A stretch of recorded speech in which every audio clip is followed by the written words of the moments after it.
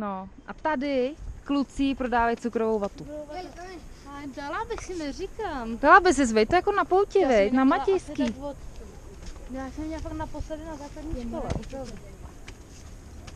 Jakou jí má, veď, ochutnáme. Ty jo, ale má jako no. Chtěla bych říct, že tady hrozně frčí cukrová vata a popcorn. Popcorn hodně, no. Popcorn všude. I na jídelnáku to mají jako k dezertu vždycky napsaný. No, jakože luxusní jako ten, Desert veď. popcorn, no. Prostě takový snack k pivu, dáš si popcorn. Ke kávičce. Hodně, ale to já bych chtěla, jestli je to jako naše vata. Ke kávičce si dáš vatu. No, asi bude obarvená. Ale hodně taková, hodně sladká. No, bychom se nespletli. Hele, opičák.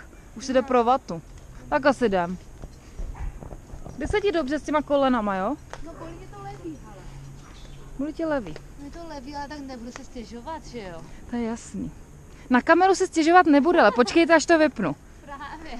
No, to tady bude kulhát. Ale nebolí mě tolik jako předtím, takže dobrý. Takže No ty, prosím tě, ty už jsi zachycená. Jak tam lezeš jako já už jsem proflákla. stará bába. No, takhle lezu pořád.